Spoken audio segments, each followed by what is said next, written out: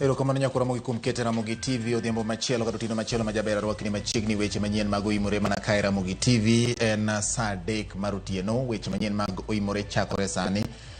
Magi gin weche ma osebedo chakre ne piny ru nyaka gi kinde ni nyakora mogi ma oting'o wach mar ng'anyo mar jopuonj kod yepo mag sikunde kama puonj mar NAT olando ni koro gin gi chungo ng'anyo margi kako pet to koni gin ng'anyo margi dhi nyime. Jopiny kaachiel kod jonyuol nigi penjo kaluwore kod digni mosebedo e weche mag somo e kinde ma koro ikruok ne yawo tam mar 3 kochakore odiechieng' makiny wuok tich tarik 26 dwe mar 8. Nyakora mogi koting'o weche mag ikruok ne limbe mar jatend piny William Ruto e gwenge ma Nyanza bende wan kodgi kaachiel kod weche ma ing'iyo godo ni omenda mag jopiny otigodo yo makare ahinya mag thiro mibadhi kama jaod bura ma Kimilili Didmas Barasa bende koro EACC ma en duol mochung'ne kedo kod mibadhi menyo. Magi to kod weche mag tuke nyakora mogi rwakni machiegni mokwongo thund weche. The NEC has therefore today, the 25th of August 2024, agreed to withdraw the strike notice action, which was elapsing by midnight today. Gwenyruok omuoche kind riwruoge jopuonje wi ng'anyo mochan bago kiny kama NAT onyiso jopuonj ni kiny odhi e tich kako pet to ramo ni ng'anyo margi dhi nyime. Ka jopuonje ni ng'anyo to ka wasegolo nyithindo mondo dhi skul to jopuonje makoro dhi bedo parents mag nyithindogo, to aneno ni mano is a big challenge ni nyithindo dhi chandre skul. Giwinjire mondo nyithindo dogi ahinya nyithindo madhi timo penj klas 12 to gi nyithindo madhi timo penj grade 6. Jonyuol oyudore kama dinya ikruok mar yepo mar sikunde wang'ni kaluwore kod ywaruok e kind jopuonj kod sirikal. Let the lady go to the civil court, let her go to court, and I will meet her there in court. But for your summons, I will not come. I will not show up. Jaod bura ma Kimilili Didmas Barasa ni kama deny ka EACC koronone ka itude kod wuondo miyo moro kendo mayo omenda gi singo mar rione orak e sirikal. Ji 5 mawuok e familia achiel otho e masira mar ndara bang' wuok e nyasi mar arus e kaunti ma Kakamega.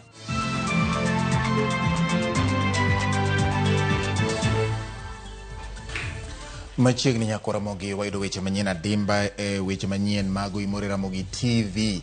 Jaloko mare iluongo ni Elizabeth Otieno, nyinga en George Bati. Bed thuolo mar diko ne nambari 360 Facebook Ramogi TV Kenya, YouTube en Ramogi TV Kenya, kambui mar X en @Ramogi TV KE. Machiegni weche manyien mag oimore chakore sani. Yo Kenya kwano mana seche manok to chenro mar yawo sikunde ne tam mar 3 chakore.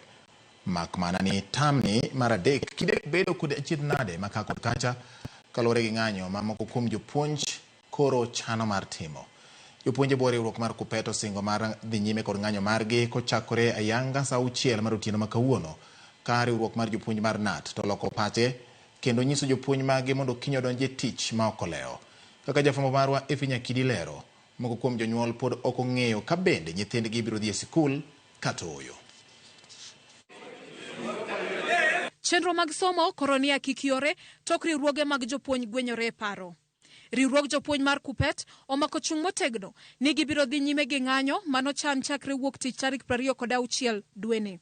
Komachielo, riwruok mar NAT owacho ni gichungo ng'anyo mar jopuonj gi sani kaluwore ni duol mochung' ne ndiko jopuonj tich pachoka TSE nochopo moko kuom dwachgi. Having deliberated on the matters thereof, which included taking note that Teacher Service Commission, having been seized with the demands that the union presented, only addressed one aspect which had been presented as an item and left the entire 9 other issues not addressed. This council decided to vote that the strike continues. And I want to repeat, the NEC has therefore today, the 25th of August 2024, agreed to withdraw the strike notice action, which was elapsing by midnight today, 24th. Koloso, jagoro maduong' mar NAT, Collins Oyu, olero ni duol mar TSE osechoro lemo mamalo jopuonj ma kwan gi romo 51,232 kod keto e tim winjruok mar dok e tich kata CBA mar hik omenda 2021 nyaka 2025. The commission has already promoted 51,000. As we spoke with them on 21st, they have already promoted 51,232 teachers through competitive interviews, and the process is ongoing. Riwruok mar Kupet kata kamano wacho ni duol mar TSE ochopo mana dwach gi achiel kendo giseyo yorno ma piny owacho moloyo to migawo mar somo ok mi godo pek ywak kod dwaro ma gisechwalo negi. Having been seized with the demands that the union presented, only addressed one aspect which had been presented as an item and left the entire 9 other issues not addressed.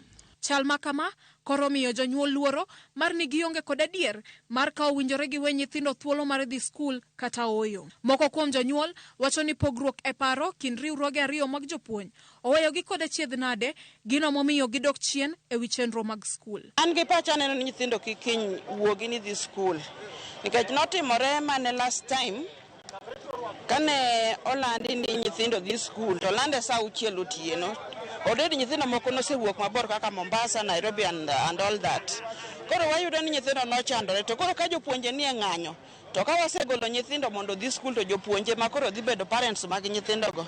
To aneno ni mano is a big challenge nikech nyithindo dhi chandre. Once ni gin kendgi, there are so many nyithindo nyalo timo ka gin kendgi. Ng'anyo makama bende giwacho ni biro rocho chenro mag somo moloyo to etamni mar 3 kendo kelo hinyruok maduong' ne jopuonjre ma ikore ne timo penj maduong' mar KCSE kod mano mar KCPE.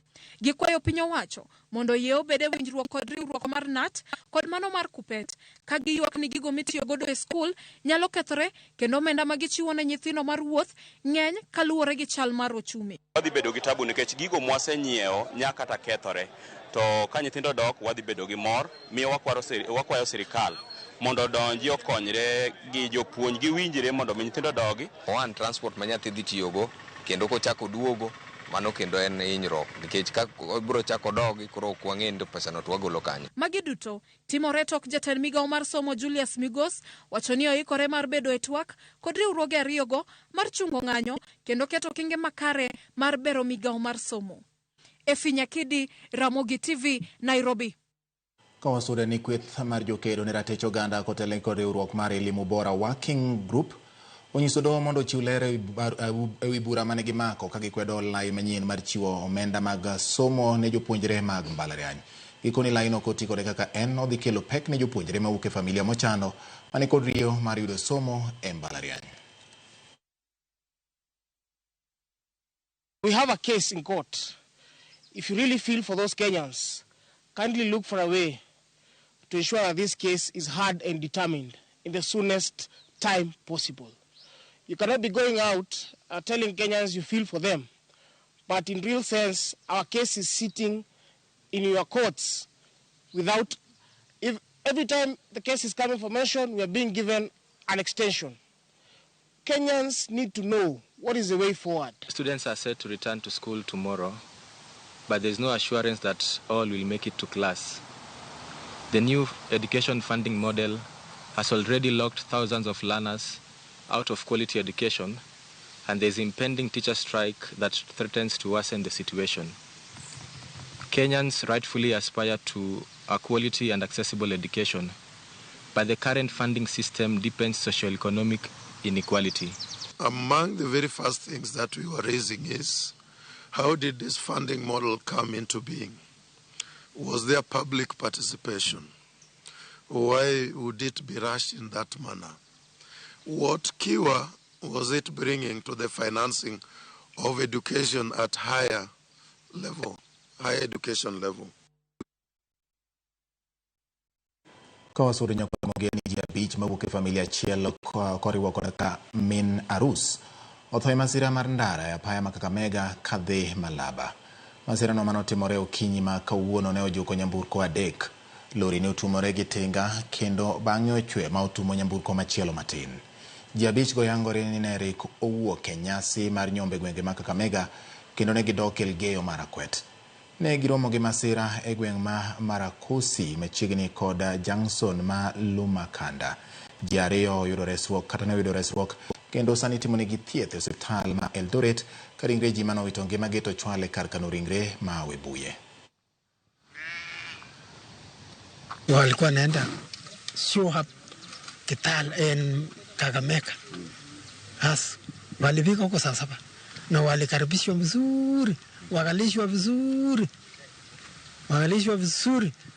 Saa 10 mimi nikapigia hawa simu, mmetoka ati tuko kujitayarisha kukucha. Saa 12:30 kupigia hawa simu hawachukui, kupigia hawa simu hawachukui, mpaka kumbe watu walikuwa wamechua kuna accident, watu wamekwenda. Watimo mos ne ji ma owito jogegi masira no kendo kwa chang mapiyo ne ji ma no resore kata no tony kendo dhi nyime gi yudo thieth e kinde ma koro gi yudo thieth nyakora mogi. Medo kwayo jogo mariembo mondo me obed motang kendo gibeda kicha ka giluore gi chike mokete duto mag apeyni. Kata kamano nyakora mogi masira kendaki. Duol makedo kod mibadhi e pacho ka EACC ogolo chik ne jaod bura ma Kimilili Didmas Barasa mondo chope mbele ne kendo chiw ler wi omenda maromo $2 million ma ikoni ne omayo miyo moro ma johala ka owuonde ni odhi ne orak mag piny owacho. Magi timore kinde ma Didmas Barasa to ramo ni ok obidhi ka EACC kowacho ni wach omenda go obiro kaluwore kod pogruok e paro ewi hola manitie kinde kod miyono. Maduol makedo kod mibadhi e pacho ka EACC koni gisebedo ka gitimo ne jaod bura ma Kimilili Didmas Barasa ewi keth ma tude kod mayo miyo moro $2 million. EACC dwani Barasa ochope mbele gi kendo chiw ler ewi seyo ma ibiro kuome. Ler mane Barasa otemo lero ne jofwambo. I borrowed money from her about 2 million shillings. They said money which was